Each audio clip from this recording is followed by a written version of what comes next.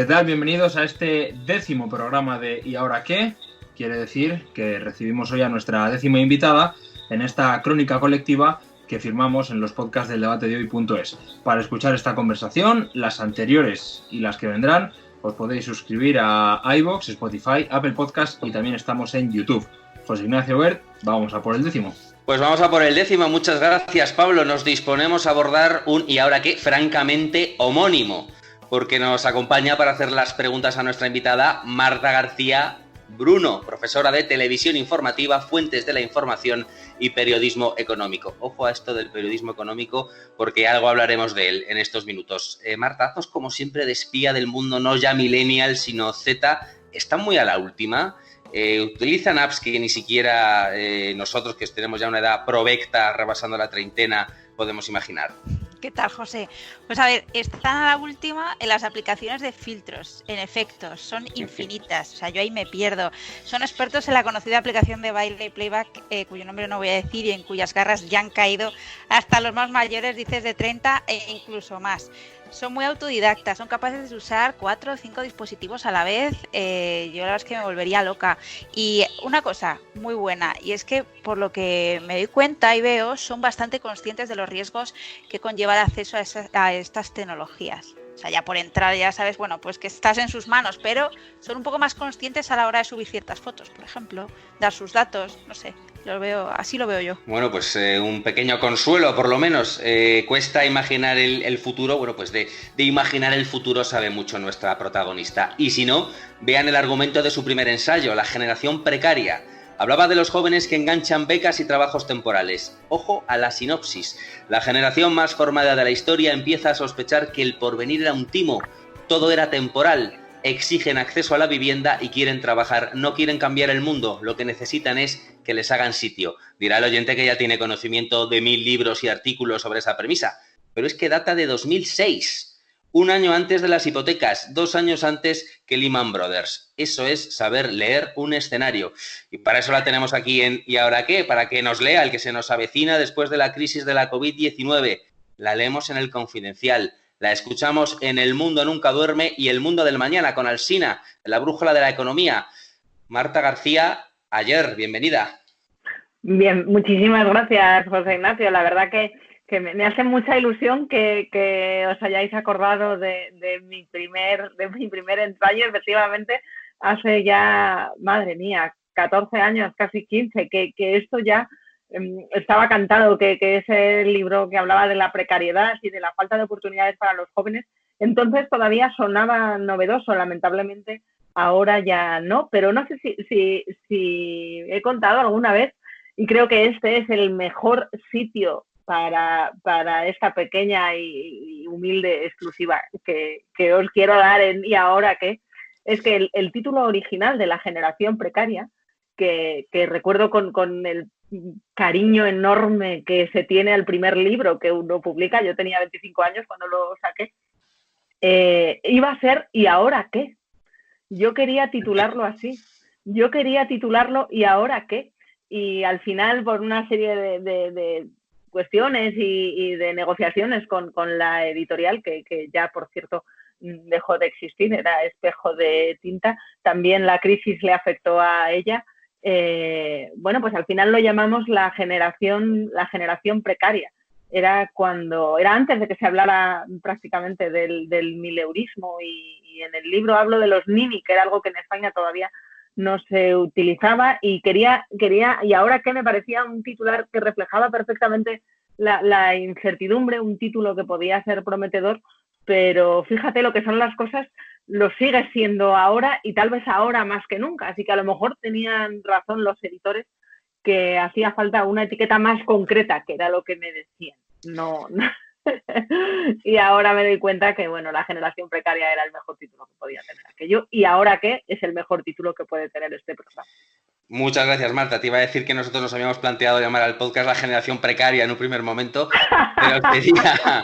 pero sería mentir como un cerrábamos el círculo, sería maravilloso. Hubiese sido muy bonito como cierre de círculo, pero no hubiese sido muy fiel a la verdad. Bueno, te podríamos empezar preguntando si estamos ante el fin del mundo tal y como lo conocemos, del fin del mundo tal y como lo conocemos. Pero esto es un programa de tradiciones y aquí la primera pregunta el título manda. La primera pregunta, Marta García Ayer, es ¿y ahora qué?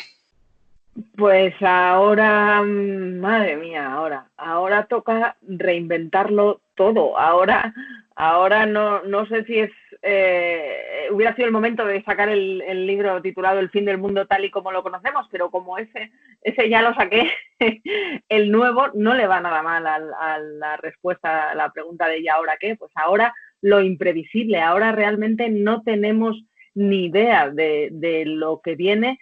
Ya no digo dentro de unos meses o de unos años, sino la semana que viene. Ahora no sabemos ni cuándo podemos salir de casa, no sabemos cuándo volveremos a tomarnos una caña en un bar. Ahora mismo no sabemos cuándo podremos volver a ver a nuestro librero favorito, porque todavía no han abierto todos, ni cuándo podemos abrazar a nuestra familia. Creo que estamos viviendo el mayor momento de incertidumbre que hemos vivido nunca. Creo que el futuro realmente nunca ha sido tan imprevisible como es ahora, aunque hay unas ciertas tendencias que sí se empiezan a vislumbrar y que sin duda seguro vamos a tener ocasión de discutir ahora todos juntos. Bueno, has hablado de tu libro ya en la primera respuesta, pero te lo recojo. Lo vamos a formular también en la segunda pregunta. Por un lado, has hablado de plásticos o de desinfección de libros en tu sección semanal con Alsina, que evidentemente se ha visto sacudida por el coronavirus y ha tenido que dar espacio a este tipo de temas, en el mundo del mañana. Y también, como has dicho, tienes un libro en rampa de salida. El libro se llama Lo imprevisible. No sé si te ha tocado hacer mucho retoque de última hora en estos 2 meses, o el libro sale tal cual estaba antes de la pandemia. Bueno, el libro, como la vida misma, también ha tenido que reinventarse. Y efectivamente el libro incluye un capítulo, y lo he terminado de escribir durante el confinamiento, y incluye un capítulo sobre la pandemia, porque es la gran pregunta que ahora nos hacemos. Esto ¿por qué no se pudo prever, verdad?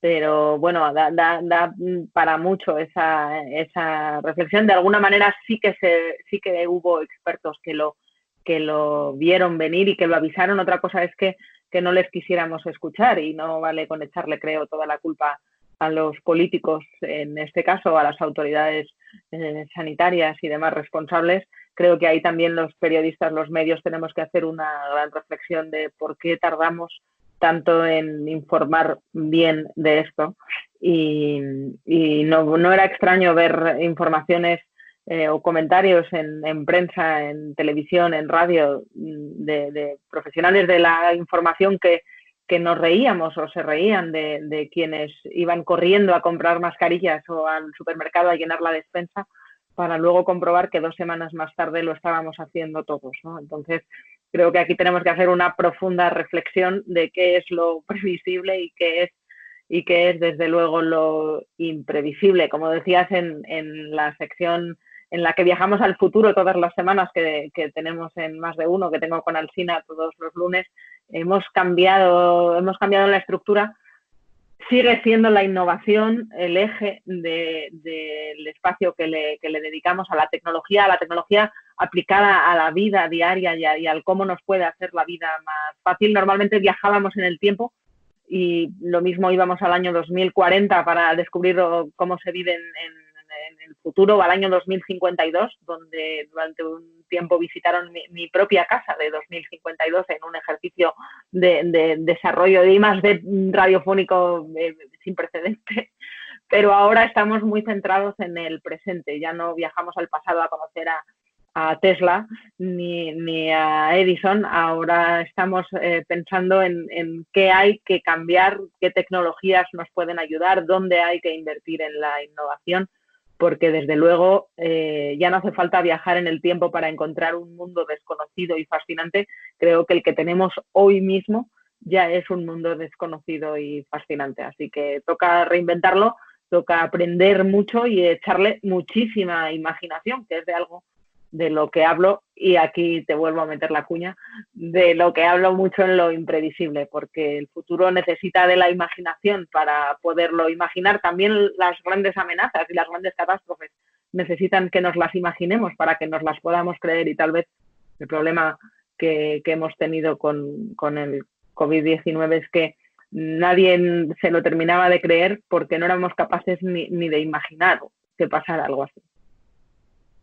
Y hay un término relacionado con todos los que mencionas que, bueno, está más relacionado con el futuro, no sé si inmediato y posterior a la crisis sanitaria, que es la hiperglobalización. No sé si la mencionas en el libro.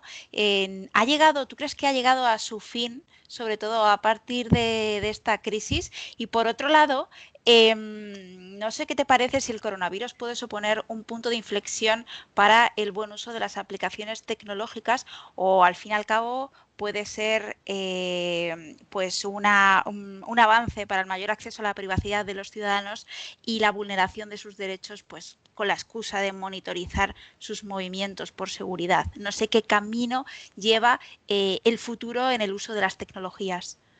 Pues es desde luego una de las cuestiones que van a definir los próximos meses. Decías el uso de la tecnología o de la seguridad como excusa para controlarlos, pero creo que en este caso realmente es un propósito honesto, intentar salvar vidas. Lo que pasa es que no sabemos cómo hacerlo todavía, no sabemos cómo salvar vidas en un contexto de una pandemia mundial y tan desconcertante como esta, que enferma a unas personas sí y a otras no, y luego hay que rastrear los contactos, y que no es como tener un sarampión o un virus como el de las películas de zombies, que es muy evidente ver quién lo tiene y quién no, quién es zombie y quién no lo es. Aquí no sabemos bien quién está infectado, pero el portador puede estar infectando a otras personas que sí son vulnerables, y esto es un desafío para la tecnología enorme. Creo que realmente las apps de rastreo pueden apoyar muchísimo y hacernos la vida más fácil para evitar que sea un confinamiento masivo y pase a ser un confinamiento selectivo. Tenemos la tecnología ya que permitiría eso, pero efectivamente, ¿cómo lo hacemos sin invadir la privacidad de las personas? ¿Y hasta qué punto podemos sacrificar privacidad por seguridad? No creo que sea una excusa, creo que es un dilema que tenemos como sociedad. ¿Cuánto estamos dispuestos a ceder para poder garantizarnos una vida lo más parecida posible a cómo era antes de la llegada de la COVID-19?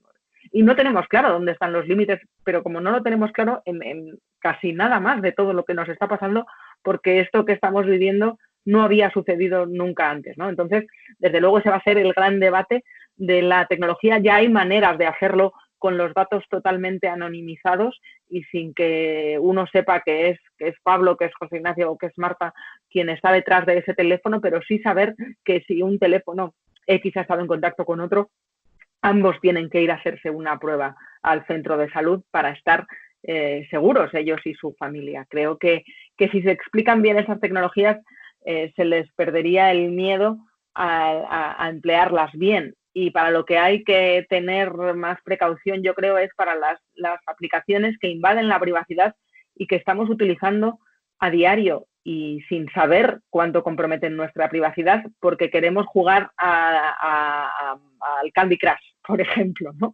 Entonces, parece como que no le ponemos ascos a darle a aceptar las condiciones de uso, a veces tremendamente invasivas para la privacidad, de aplicaciones que a lo mejor solo hacen memes o ponen un filtro, como lo que comentabas antes, Marta, a una foto, un filtro gracioso, y entonces damos al OK a todo y estamos comprometiendo nuestra geolocalización, pero no lo pensamos dos veces. Y luego cuando un organismo que trata de velar por nuestra seguridad, luego discutimos si con mayor o menor éxito, mayor o menor audacia, entonces se nos encienden todas las alertas. Yo me pregunto por qué no se encienden también en otras ocasiones. Y no tenemos que bajar nunca la guardia. Efectivamente, la privacidad va a ser un asunto fundamental, y de hecho hay un capítulo en El fin del mundo tal y como lo conocemos, que lo publiqué en 2017, hay un capítulo que se titula El fin de la privacidad. En ese libro la propuesta que hago para viajar al futuro es precisamente fijarnos en todas las cosas que están a punto de desaparecer, y la pregunta es si la privacidad es una de ellas. Fíjate que te hablo ya de hace más de 2 años, y esto ya era una preocupación y era clarísimamente, para mí al menos, una de las tendencias de futuro fundamentales. Y otro capítulo del fin del mundo era el fin de la globalización, en el que, enlazando con la pregunta que hacías, también esa idea de que la globalización podría estar llegando a su fin ya estaba sobre la mesa. Y eso me hace plantear ahora si muchas de las cosas que nos están pasando entonces es que no eran realmente imprevisibles, sino que ahora lo que estamos viendo con la pandemia es una aceleración vertiginosa de tendencias que ya venían antes. Y lo estamos viendo, por ejemplo, en la digitalización. Me decía esta misma mañana un importante directivo de una multinacional de consumo española con el que estaba hablando, que en los últimos 2 meses hemos vivido, o sea, han hecho más por la digitalización que los últimos 10 años. O sea, estamos haciendo cosas que ya sabíamos que podíamos hacer, pero que no hacíamos nunca porque no sentíamos que las necesitábamos. Las videollamadas, por ejemplo, son seguramente el ejemplo más claro, que ahora están hasta en la sopa. No es una tecnología nueva, ya estaba, pero ahora se convierte en algo fundamental. Y hay muchas tecnologías de este tipo que ya venían, ya existían, ya las teníamos aquí, y para mí la referencia de en qué libro hablo de qué me ayuda mucho. Bueno, si yo lo de hablar con las máquinas ya hablaba en El fin del mundo tal y como lo conocemos, pero evidentemente ahora, cuando apretar botones pone en riesgo tu salud y puede comprometer también la salud de los demás, si eres tú quien puede contagiarles, es cuando hablar con las máquinas cobra más sentido, porque pasa a ser una cuestión de prevención y de salud. Entonces, ya era posible preguntar algo a Siri o Alexa sin buscarlo en Google. Ahora, sin embargo, es fundamental si no queremos tocar un teclado que lo haya compartido otra persona. Marta, va a ser una charla río entre todos estos desafíos tecnológicos y también los desafíos periodísticos, porque es una charla entre periodistas, el periodismo que siempre está en su propia crisis antes que las crisis. Y ya nos vamos poniendo la idea de que hay que ponerse lo peor. No sé si crees que nos va a golpear más fuerte, como siempre. Y también queríamos preguntarte si va a ser el momento de las grandes cabeceras y van a estar en una situación de fuerza como para luchar, dar la batalla frente a las redes sociales, a los mensajes de WhatsApp que han sido la fuente de información de muchos ciudadanos durante esta pandemia. Y en este punto es obligado preguntarte, en fin, me imagino que nos podrás dar alguna pista por el modelo de suscripción que va a implantar el Confidencial, que está ya a punto de entrar en vigor, por lo que tenemos entendido. Si va a suponer un cambio muy radical, se van a poder leer gratis algunos artículos al mes que va a suponer, y cómo afrontáis desde dentro del Confidencial este gran cambio que supone pasar al pago. Pues mira, estamos realmente en un momento, como comentábamos, de aceleración de tendencias radical, y los muros de pago, como se ha llamado a la tecnología que exige la suscripción para leer los contenidos. No sé si es el mejor de las metáforas poner un muro. Nunca llamaríamos muro a un kiosco, y entendemos perfectamente que al ir a un kiosco, antes de que nos den el producto, tenemos que dar un dinero antes, ¿no? Pues a mí me parece que más que un muro, lo que es una persiana que se abre. Somos tenderos, los periodistas también, y los medios.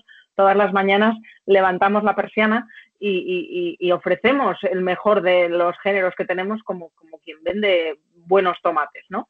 Pues aquí tenemos buenas noticias y nos las quitan de las manos, oiga. Entonces, hay que ponerlas en valor.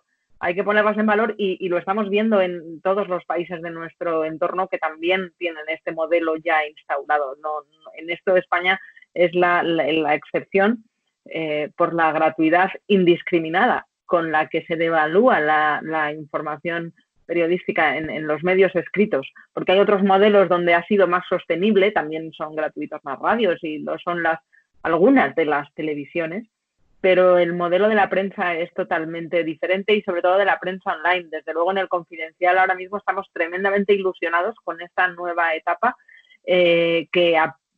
bueno, tenemos la pandemia como contexto, pero es que la vamos a tener que tener por todo lo demás, para todo lo demás, y se está reinventando el consumidor en todos los ámbitos. También se están reinventando los lectores. Creo que el momento que vivimos, también hemos tenido unos récords de audiencia y de interés en las noticias y de permanencia en página, que es uno de los indicadores que más deberíamos valorar los periodistas. No cuántos clics has tenido, sino cuántos minutos ha estado el lector confiando en tus palabras, porque si has hecho un titular trampa y has tenido muchos clics, pero solo han estado 10 segundos prestándote atención, es que no aportabas ningún valor. Creo que la permanencia en página es uno de los indicadores fundamentales que van a medir el periodismo de calidad, que ya lo están midiendo y que hay que explicárselo bien también a los anunciantes para que sepan que no todas las informaciones valen lo mismo, porque si hay algo que ahora mismo tiene valor y que creo que va a tener más valor, cada vez más valor en los próximos meses, en los próximos años, es la credibilidad. En un momento donde la desinformación está por todas partes, resulta que poco a poco vamos aprendiendo que lo que es gratis no es la información, sino el riesgo de la desinformación. No digo que todo lo que se ofrezca gratuitamente no sea trigo limpio, pero sí digo que es más difícil diferenciarlo y que el pago te da la capacidad de reivindicar y de exigir un nivel de calidad mayor, y así debe de ser. Y de eso nos enorgullecemos desde luego en el Confidencial. Va a ser una cosa muy personalizada, digamos, para los lectores. Será gradual, ya lo iréis viendo, pero la clave está en pensar en qué es lo que realmente aporta valor que no está dando nadie más. Y eso yo creo que el lector va a entender perfectamente. Bueno, el lector y el espectador, porque también los medios cada vez somos más plataformas transversales de contenidos en los que también caben los vídeos, caben los podcasts, cabe todo tipo de contenidos de información de calidad. Y creo que la gente en un momento como este de necesidad de relevancia y de información va a pagar porque le filtres qué es lo que merece realmente la pena. Porque es verdad que tenemos mucha información gratuita a golpe de Google en cualquier momento, pero no tenemos tiempo de seleccionar. Y creo que la selección de lo relevante es algo por lo que los que valoramos estar bien informados cada vez nos cuesta menos entender que eso tiene un coste, porque al final no solo estás pagando porque te informen, estás pagando por tu tiempo, que tiene mucho valor. El que te hagan un menú de lo que debes saber en el día y además sea plural y incluya diferentes puntos de vista, creo que eso es algo que, bueno, va a estar en manos del lector decidir si le aportan suficiente valor o no, pero creo que los que conocen el Confidencial, los que conocéis el Confidencial, sabéis que lleva a gala tener mucha pluralidad de puntos de vista, una información de calidad, mucho periodismo también de investigación y de datos, y que todo ese cóctel hace que, bueno, que nos hayamos ganado la confianza de muchos millones de lectores que ahora vamos a intentar seducir con una oferta mejor que nunca para estar a la altura de lo que les estamos pidiendo, que es una suscripción que, por otra parte, ya os digo, tiene un precio irrisorio si lo pensamos en el precio de la información en el siglo XX, porque 16 céntimos al día no es nada en realidad. Y esa es la oferta con la que ahora tratamos de seducir a los lectores, y creo que es un momento realmente especial para el periodismo de reinvención, porque lo están haciendo otras grandes cabeceras de nuestro país. Lo ha hecho El Mundo, lo ha hecho El País, lo ha hecho también Expansión. Hay muchos periódicos que lo están haciendo, como lo han hecho ya en otros países la mayoría de las cabeceras principales. Y ahora va a estar en manos del lector decidir, pero creo que no va a ser muy diferente el comportamiento que veamos a lo que pasaba cuando la información venía impresa. Porque no sé en vuestras casas, pero en la mía sí que se compraba el periódico prácticamente todos los días cuando yo era pequeña, pero en los otros niños de mi clase eso no pasaba, no era algo habitual en todas las casas pagar por un periódico a diario, ¿no? Pagar por estar informado es algo que tampoco todo el mundo hacía hace 20 años, ¿no? Ni lo van a hacer ahora tampoco, pero entiendo que eso va a ser algo que haga quien valore estar informado. Y ese porcentaje de la población que normalmente se estima en un 10%, en términos del papel del periódico del que se iba a comprar en el kiosco, pues tal vez no vaya a ser muy diferente de lo que nos encontremos ahora. O sea, no creo que haya que aspirar a que todo el mundo se suscriba a un medio, pero sí que seguro seremos muchos los que estamos suscritos a varios. Yo, desde luego, ya os digo que en el último mes me he suscrito a varios medios españoles. Y si le sumo a los que ya estoy suscrita de otros países de la prensa internacional, que me hace leer Alsina todos los días a las 5 de la mañana, y a las suscripciones de plataformas en streaming, no quiero ni pensar lo que se me va en plataformas de pago, ya os lo digo. Yo como periodista no debería decirlo, pero soy bastante escéptico respecto a los muros de pago, etcétera, porque creo que esto llega en un momento en el que la sociedad cada vez está más polarizada, o así lo veo yo, y en el que uno entra en las redes sociales, gratuitas de momento, y ve que cada uno tiende más hacia los extremos, y creo que, por desgracia, cada vez vamos más hacia los extremos, cada vez gana más peso un tipo de prensa en el que más que esa calidad o esa ecuanimidad, ¿no? Y contar las cosas como son y desde la verdad, lo que la gente busca es aquel que le cuente de una manera más bruta lo bueno o lo malo de lo que él quiere oír. Yo no sé cómo se puede defender o dónde está el equilibrio o cómo vamos a ser capaces los periodistas de convencer a esa gran masa de gente de que no puede ser todo esa visceralidad. Es que me cuesta un montón. Es que, como decimos los tertulianos, te niego la mayor, porque no estoy nada segura, no sé cómo podríamos estarlo, de que eso sea, como has dicho, lo que la gente busca. Otra cosa es que sea lo que la gente encuentra, y es verdad que es lo que es más fácil de encontrar, pero no creo que la gente esté buscando la polarización, los titulares huecos que solo buscan el clic, y el enfado, que el enfado está tan presente en las redes sociales porque es uno de los ingredientes que mejor viraliza. Viralizas algo o que te hace mucha risa o que te indigna mucho. Entonces, titular las informaciones por la indignación garantiza más retweets. No garantiza mejor información, pero sí más retweets. Y esto que nos está pasando ahora, que efectivamente sí que coincido totalmente contigo en que nos está polarizando como sociedades y que además crea un efecto distorsionador que nos hace pensar a los periodistas y, lo que es más peligroso, a los políticos. Nos hace pensar que lo que la gente piensa es lo que vemos en Twitter, y eso no es verdad. No es en absoluto representativo. Todos los que tenéis, como tenemos en el Confidencial, acceso a los comentarios de los lectores a los artículos que escribimos, y vosotros como periodistas seguro que también, aunque en redes o en cualquier otra plataforma lo habéis vivido, te das cuenta que la gente que comenta los artículos que haces normalmente es aquellos a los que les has indignado con lo que dices o que les ha fascinado por completo. Pero a la mayor parte de lectores no les ha pasado ni una cosa ni otra. Les habrá interesado, lo han leído con mayor o menor atención, pero no es de los que les indignan o de los que se fascinan. Eso es lo que le lleva a la gente a opinar, pero cometeríamos un error si pensamos que los indignados son la mayoría. No son la mayoría, son la gente que a lo mejor más tiempo libre tiene en casa y además más ganas tiene de recibir atención, que no suele coincidir con la mayoría. Sí, pues es una minoría más ruidosa. Entonces, ese sería el primer error, confundir el ruido de las redes con la opinión mayoritaria, que creo que es un problema y puede ser una profecía que se cumple a sí misma, porque si los políticos se creen que sus votantes y los ciudadanos en general son eso que les arenga en Twitter, entonces están legislando para un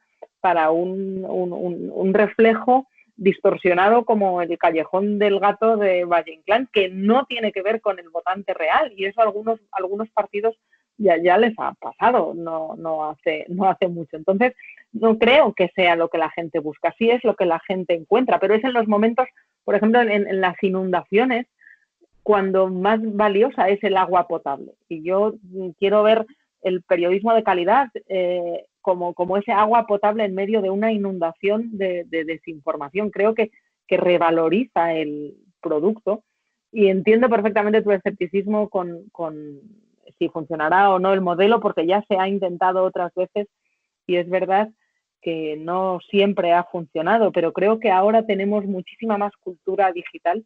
También hay mucho más hartazgo a que nos hagan perder el tiempo como lectores con informaciones superficiales y que aportan poco valor. Es verdad que leemos más que nunca, pasamos más tiempo que nunca delante de una pantalla, normalmente la del móvil, y leemos más que nunca, pero no siempre estamos mejor informados que nunca. Entonces sí que creo que hay últimamente mucha reflexión. Antes apuntaba Marta a la privacidad y a la globalización, la hiperglobalización y lo local como uno de los debates del momento. Otro de las cuestiones fundamentales que creo van a hacernos reflexionar mucho en los próximos años va a ser la capacidad de atención y la pérdida de tiempo. Hay mucha obsesión con, Dios mío, pierdo mucho el tiempo y querer hacer más con el tiempo que tenemos.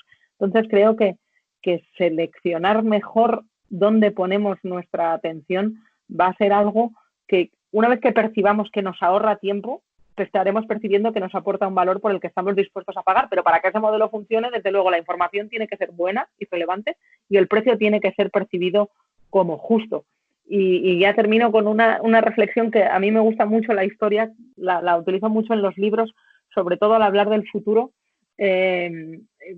Necesito la historia y necesito mirar qué ha pasado en otras épocas en las que nos encontramos los humanos ante situaciones similares. ¿Cómo salimos del atolladero y qué fue lo que funcionó? En realidad, el futuro no existe, no es más que una ilusión, no podemos saber cómo va a ser el futuro, pero sí podemos saber cómo somos los humanos. Y me estaba acordando al escucharte la reflexión sobre la polarización y los titulares que llaman la atención. Me estaba acordando del periodismo amarillo de principios del siglo XX, de Hearst y compañía en Estados Unidos, y como la penny press, la prensa del penique, inventó esos titulares llamativos, a veces basados en mentiras y otras veces basados en hechos reales que en realidad eran mentira porque se habían fabricado ex profeso para captar la atención. Incluso guerras, ¿no?, se llegaron a inventar para vender periódicos. Y en medio de aquella emergencia realmente lucrativa para los magnates que la pusieron en marcha, de la prensa amarillista, surgió el modelo de suscripción, surgió entonces, de los medios de cabecera que se convirtieron en las referencias, como el New York Times, como el Washington Post, y podían dar información de calidad precisamente porque, como contaban con el apoyo de los suscriptores y llegaban a la puerta de las casas, ya no dependían de que se gritara por la calle, que era la manera de venderlos, los titulares más llamativos de las portadas. Los niños que vendían la penny press en las calles de Nueva York, digamos que son el Twitter de hoy en día, son esos que llaman la atención para, si grito más que el de al lado, me van a hacer más caso y voy a vender más periódicos. Eso está pasando ahora en un canal que llamamos redes sociales, pero hace 120 años estaba pasando en las calles, donde se vendían los periódicos a gritos, ¿no? Había que decir algo más llamativo para captar esa atención. Y fueron los medios que apostaron por la suscripción los que consiguieron distanciarse del ruido y aportar valor, porque entendían que se dirigían a una audiencia que no quería perder el tiempo, ni querían que solo la entretuvieran, sino que valoraban realmente saber que lo que estaba ahí dentro no solo era cierto, sino que además era relevante para sus vidas. Entonces, lo que estamos viviendo no es tan diferente, ya ha pasado. Es verdad que polarizan las sociedades, pero hay todavía y siempre gente que valora estar bien informada, y creo que es a esa gente a la que hay que dirigir este tipo de periodismo. Si has gozado, se ha pronunciado ya la palabra político en un momento dado. Es evidente que en esta crisis está habiendo quizá un exceso de ruedas de prensa. Parece que en los últimos días ha bajado un poco el listón de las ruedas de prensa y mucha comparecencia retransmitida a tiempo real. Eso, en principio, animaría a hablar de una mayor transparencia. No sé si crees que es así. ¿Cuál está siendo el papel de la transparencia en la comunicación de esta crisis? Es una auténtica tomadura de pelo. Es tomarnos por tontos a los ciudadanos, pensando que por ocupar más minutos de sobremesa, por fagocitar los telediarios, porque la mayor parte de ruedas de prensa que está dando el gobierno son siempre a la hora de comer. También está la variante de la hora de cenar, para que cuando pongas la tele todo lo que se vea en todos los canales sea lo mismo, y ni siquiera sea algo filtrado previamente por un periodista que ha resumido lo más relevante, sino que sea en directo.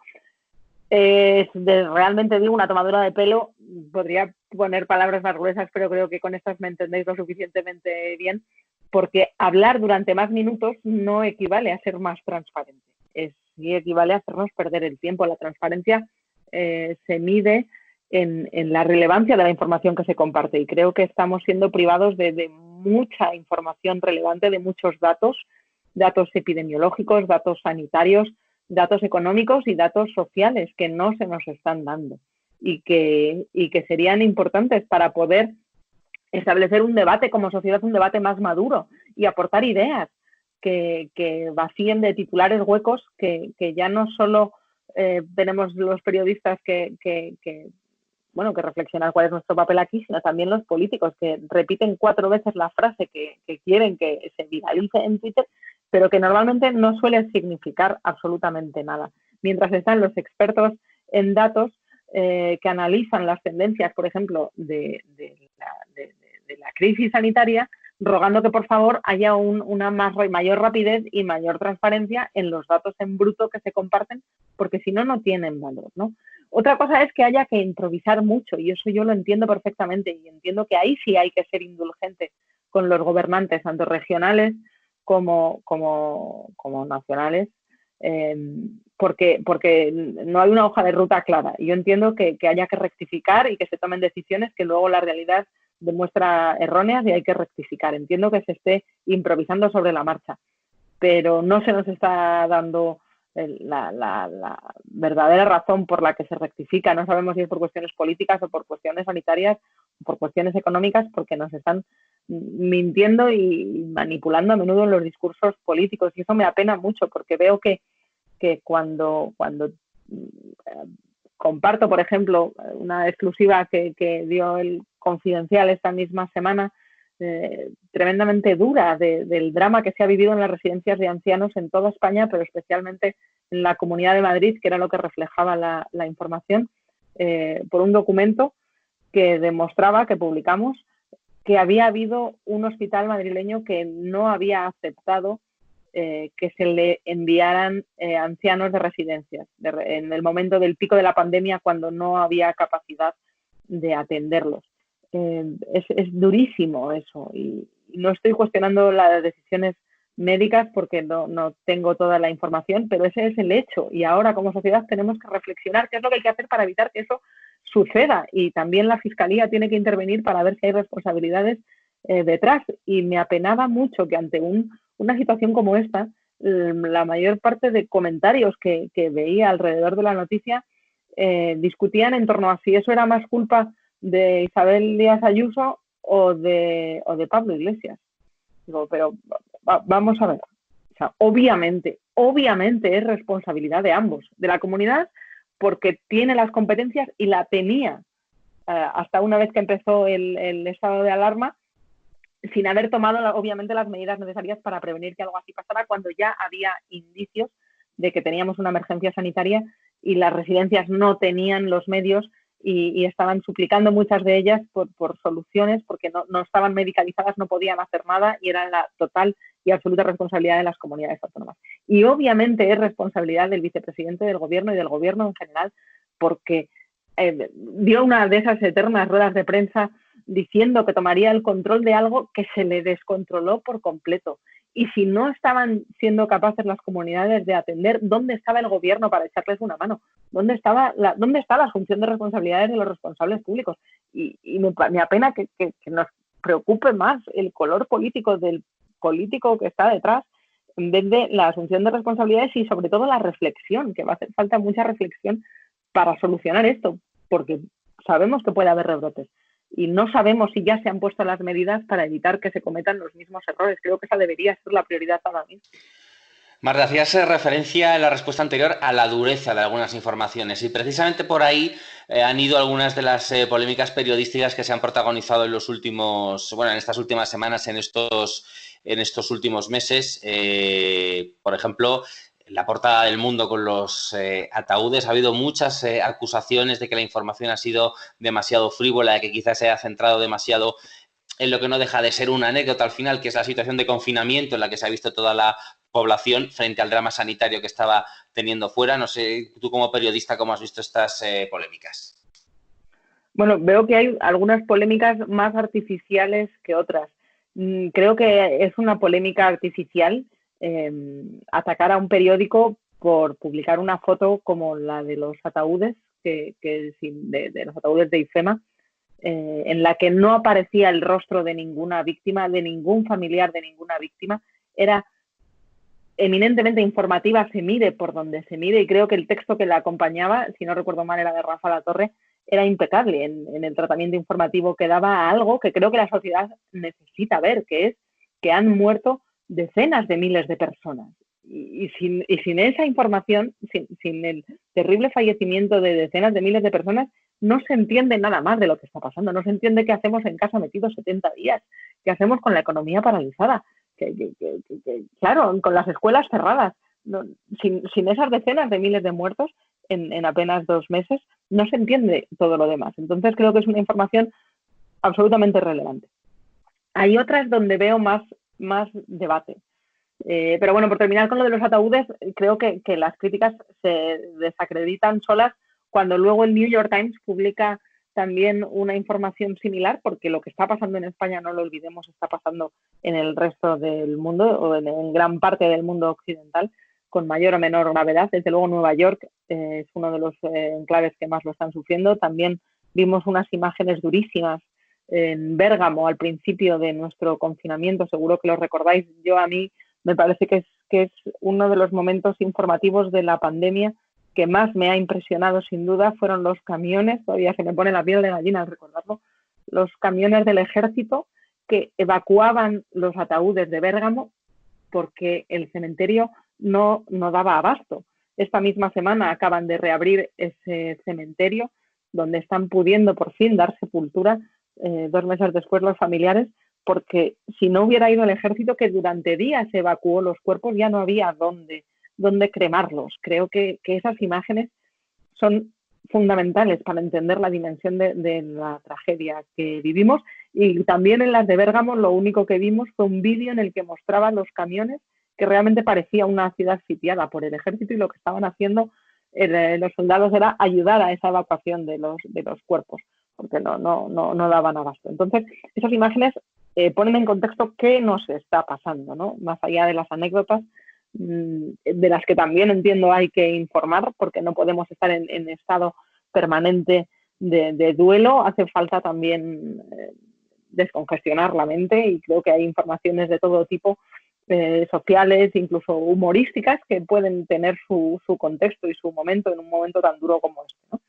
Pero luego hay otras polémicas artificiales, me parecen, al menos a mí, que lo son, que les estamos prestando menos atención, o que se sacan de contexto, como por ejemplo criticar un medio por haber publicado, o una tele por tener un programa de humor. Es que nuestra vida al final es muchas cosas, ¿no? No es todo el rato lo mismo, y también entiendo una situación tan terrible como esta de la pandemia. Tiene situaciones cómicas que tienen su contexto y que también se pueden hablar.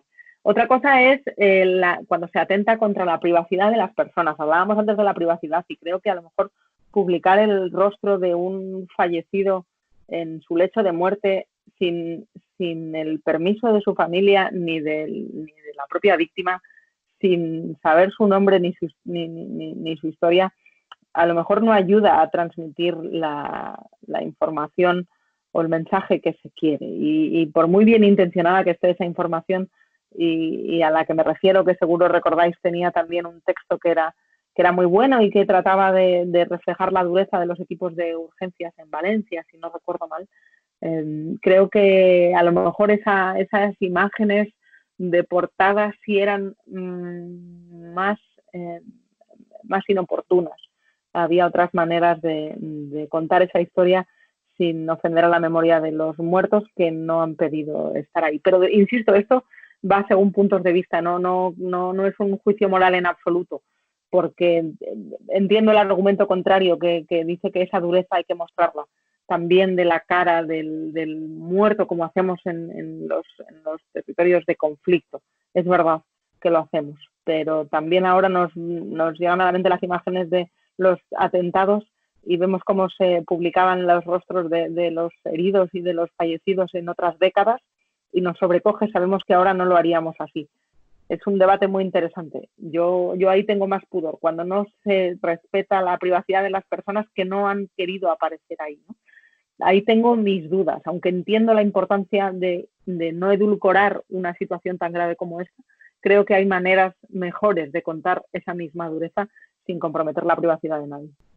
Pese a que este debate es muy interesante, quería preguntarte por otro debate, volviendo a la cuestión geoestratégica y tecnológica. Hay un aspecto que trasciende y que es previo a esta crisis, que es la lucha por el 5G, por esa pugna entre Estados Unidos y China.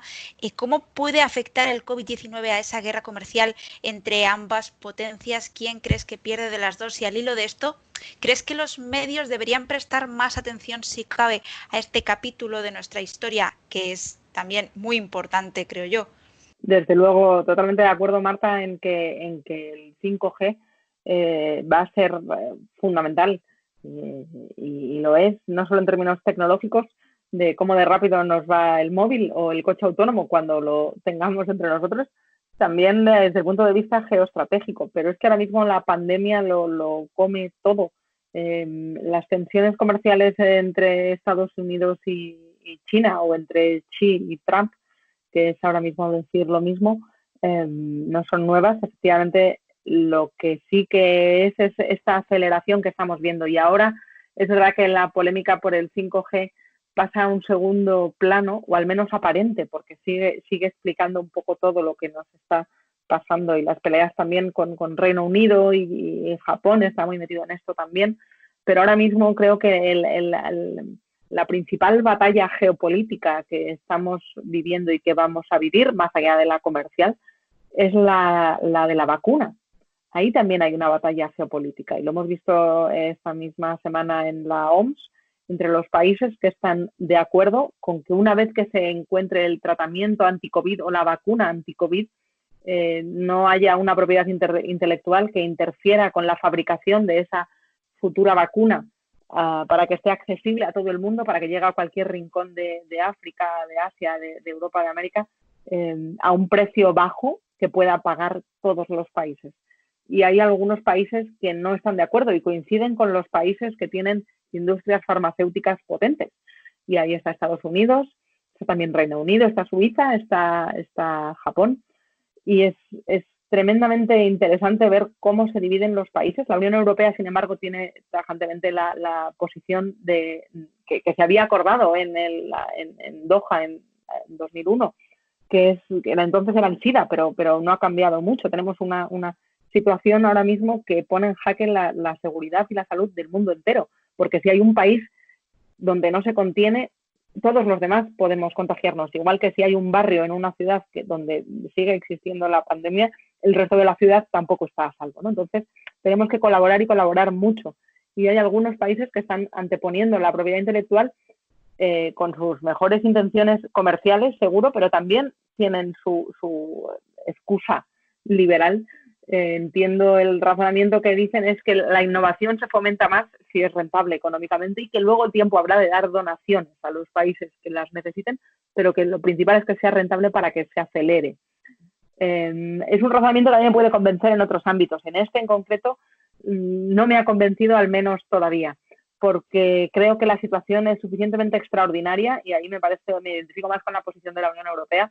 La situación es lo suficientemente extraordinaria como para que nada interfiera en la carrera de los países por encontrar, y de las empresas por encontrar, solución a la pandemia. No se van a priorizar otras cosas ahora mismo, no tiene ningún sentido pensar eso. Y el beneficio económico puede venir de muchos otros ámbitos, desde luego. Y creo que ahora mismo habría que priorizar el acceso global al conocimiento, porque es un acceso global al conocimiento el que está permitiendo que se acelere tanto en encontrar los tratamientos. Están trabajando de manera colaborativa hospitales de todo el mundo, epidemiólogos de todo el mundo, centros de investigación que ponen a su disposición su Big Data, su inteligencia artificial. Está habiendo una colaboración sin precedentes, que es lo que permite que esto podamos tener experiencia de que haya esperanza, de que haya una vacuna a final de año, que sería algo tremendamente increíble. Nunca ha pasado algo así, que se encuentre una vacuna en tan poco tiempo, y esta semana con Moderna teníamos esas noticias. Todavía no es más que una posibilidad, pero el hecho mismo de que esa posibilidad exista nos da una idea de lo vertiginosa que está haciendo la investigación y la colaboración. Y aquí en este momento creo que la rentabilidad, al menos la rentabilidad entendida de la manera más prosaica de comercializar un producto y tener una patente sobre él, es intentar arreglar un problema nuevo con una solución vieja. Y ahora mismo hay otras infinitas maneras de rentabilizar un hallazgo tremendo, como sería la vacuna que ponga solución al problema que tiene al mundo entero en jaque. Marta, pues ya para ir terminando, sí te queríamos preguntar por tu confinamiento personal, bromas del pijama en la España que madruga, en el mundo, la España que madruga al margen, más o menos cómo lo has llevado, cómo de estricto ha sido ese confinamiento y también saber si crees que a largo plazo se puede hacer periodismo confinado, gracias precisamente a las nuevas tecnologías que podrían facilitarlo, o siempre va a faltar tomarle el pulso a la calle. Bueno, he de confesar que lo de trabajar en pijama no es algo que haya empezado en mi caso con la pandemia. Creo que los que nos ganamos la vida escribiendo y escribiendo en casa, los escritores, tenemos una ventaja tremenda, o los periodistas que trabajamos desde casa, tenemos una ventaja tremenda, y es que al confinamiento hemos llegado entrenados. Yo cuando estaba escribiendo el libro podía pasarme pues una semana entera encerrada, no en pijama, o al menos no en el mismo pijama, eso lo aclaro ya, pero sí, digamos, en pantuflas, en ropa de andar por casa y sin salir al mundo exterior, porque para meterte a veces en las historias y en las informaciones, bueno, pues en casa se está muy bien. Y lo que sí ha traído el confinamiento es poder estar en pijama a las 7:30 de la mañana, que normalmente es una hora a la que yo llevaba ya pues 3 cafés por lo menos. Y ahora tengo el lujo de poder trabajar desde casa, y a las 7:30 de la mañana solo voy por mi primer café cuando empieza la España que madruga. Y poder ese ratito de la mañana en la que la ciudad no ha terminado todavía de despertar, estar en pijama en ese momento, sí que es algo que no os voy a negar, ha tenido enormes ventajas. Pero también tiene desventajas, y me doy cuenta de que no poderme tomar un café por las mañanas con Rubén, con Rafa, con el profesor, y no poder estar juntos los compañeros en la radio con Alsina en ese momento de tanta complicidad que creo que tenemos y que tratamos de transmitir cada mañana, se echa de menos, ¿eh? No se lo digáis a ellos, pero es verdad que se echa de menos el estar juntos, porque aunque nos conocemos muy bien como para podernos meter los unos con los otros sin estarnos viendo la cara, es verdad que también en el periodismo el trabajo de la redacción tiene una inteligencia colectiva que nos estamos perdiendo por estar encerrados en casa. Tiene enormes ventajas, y ya digo que cuando estás escribiendo en casa a veces no notas la diferencia, no sabes qué hora es, ni si llueve o no llueve, pero tiene desventajas. En mi caso, la principal desventaja que os puedo decir, que he tenido la enorme suerte de que mi familia y mi entorno estaba bien de salud, que es algo que no todo el mundo puede decir, y desde aquí también quiero pues mandar un abrazo, si sirve de algo, a los que lo han pasado tan mal por haber perdido a alguien. Mi familia ha estado bien, extremamos las precauciones, y he seguido a rajatabla el confinamiento. He sido mucho más estricta a veces que las propias normas, y lo empecé antes de que fuera obligatorio, porque yo ya estaba hablando con médicos que me decían: tenemos que quedarnos en casa, estamos desbordados en las UCIs. Me dijeron 3 o 4 días antes del estado de alarma, y escribí un artículo que a mí me marcó mucho por hablar con estos médicos que me pusieron en alerta antes de que lo hiciera el propio gobierno, que lo titulé "Estamos todos infectados", porque fue el momento en el que entendí que una negligencia mía podía costarle la vida a otra persona. Y ese día lo recuerdan mis amigos, porque empecé a llamarles a decir: no saques a pasear el perro, vete a casa, quédate en un bar.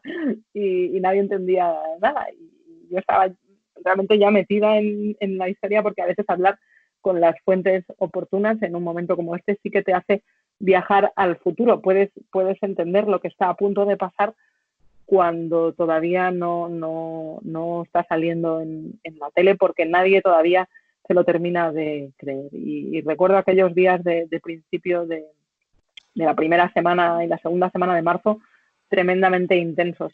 Y en el plano más personal también os confieso que me costó mucho una parte del confinamiento, porque después de haber estado los últimos meses escribiendo el libro, y ya cuando estaba todo casi terminado, ya era el momento, se iba a presentar, iba a salir el libro publicado originalmente, El Imprevisible, a finales de marzo, Y entonces era cuando yo había pospuesto todas las cañas que me tenía que tomar con la familia, todas las comidas con amigos, todos los paseos, todos los viajes a la playa, yo todo lo había pospuesto para la última quincena de marzo.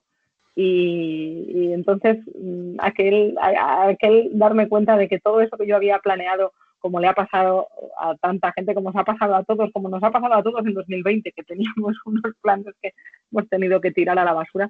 Al principio lo llevé mal, luego me di cuenta que en realidad no hacía más que darle la razón al título de Lo imprevisible, y entonces ya pues me fui haciendo a la idea. Eso te íbamos a decir, Marta. Desde luego que la realidad ha demostrado que el título de tu libro estaba bien encaminado, Lo imprevisible. Terminamos ya, no sin antes repasar un poco algunas de las ideas que hemos ido anotando durante esta charla. Toca reinventarlo todo, el futuro nunca ha sido tan imprevisible. Hubo expertos a los que no supimos escuchar. Los periodistas tenemos que hacer una reflexión sobre por qué tardamos en informar bien de esto. Que no hace falta viajar en el tiempo para descubrir un nuevo mundo fascinante. Utilizamos a diario aplicaciones que invaden nuestra privacidad por cosas como jugar al Candy Crush. Las videollamadas como ejemplo de una tecnología vieja que de repente hemos descubierto necesaria. Nunca llamaríamos muro a un kiosco. Hay que poner en valor las noticias, hay que fijarse en el tiempo de permanencia en página y no en la visita fugaz por el clic en un titular llamativo. La gente no busca la polarización y los titulares huecos, pero es lo que encuentra.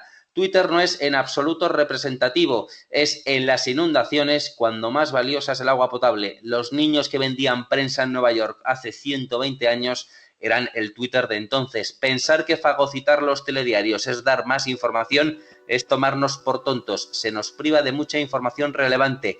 Va a hacer falta mucha reflexión para solucionar esto. Es artificial atacar a un periódico por la foto de los ataúdes en las que no había rostros.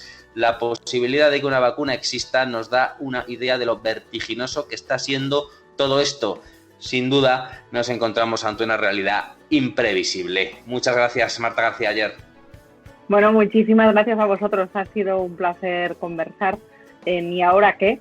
Que desde luego habéis tenido también mucho ojo vosotros con el nombre del programa, porque es la pregunta que todos nos estamos haciendo. Así que muchísimas gracias por invitarme, un placer conversar con vosotros. Muchas gracias, Marta, y muchas gracias también, Marta García. Bruno. Sí, confirmo lo interesante de las reflexiones de mi compañera de nombre y primer apellido. Ha sido un verdadero placer. Bueno, pues seguiremos siguiendo a Marta García Aller, no solo en El Confidencial, aunque sea pagando, y en Onda Cero, gratis y descontamos la luz, esperando como agua de mayo, de finales de mayo, para ser más exactos, el nuevo libro que edita el día 26 de ese mes, Lo imprevisible. El título, desde luego, no podía estar mejor puesto. Y ante este mundo imprevisible, seguiremos buscando respuestas. Lo haremos en un próximo ¿Y ahora qué, Pablo Casado? Pues nada, han sido 10 programas, habrá seguro que 10 más, todos lo pueden escuchar en el debatedehoy.es, estamos en iVoox, Spotify, Apple Podcast y en YouTube. Seguimos contando lo que ocurre.